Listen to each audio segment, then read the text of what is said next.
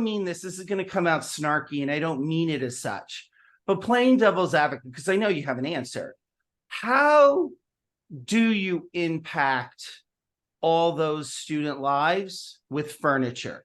Where's the connection to teaching and learning? Yeah, no, that's an awesome question, and I didn't get any snark in there.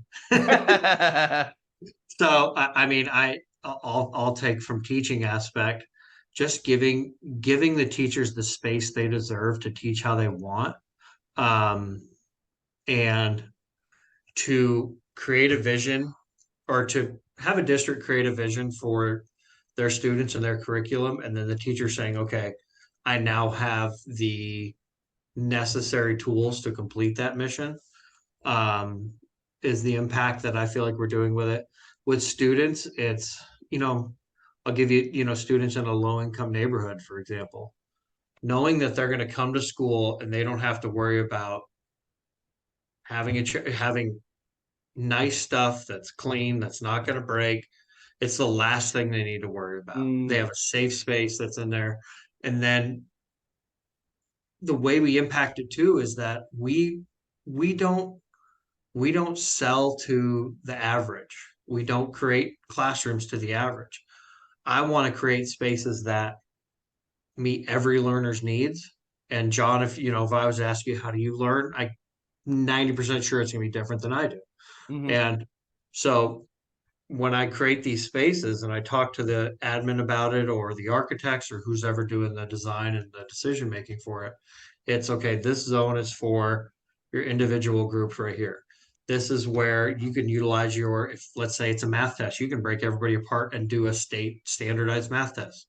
Here's a Socratic method organization of the classroom. Here's a way for students. Let first graders sit on the floor. They love sitting on the floor.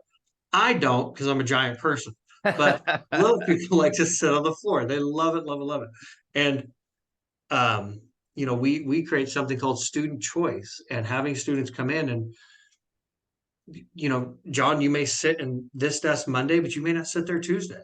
So like we push for gone are the days where you're excited to get your cool nameplate and put the tape on it and stick it on your desk. Like that's not your desk throughout the year. So if you have to get up and move, it's an easy move. Or I say, hey, you guys have 90 seconds. Let's get in configuration B. Boom, they can do it in 90 seconds. And then you have kids doing individual work, you have kids doing group work, you have kids actually working outside the classroom, and the teacher's up, they're away from their desk, and they're interacting the whole time. And then you could bring it back to a modeling aspect where you're doing, your traditional sage on a stage and doing it that way as well, because that method does work. But that's really the ways that I like to say that these are having an impact. And Mhm. I mean, just on the surface, aesthetically, like the teacher and the kids, like watching them walk in and see that is like by far the best part of my job.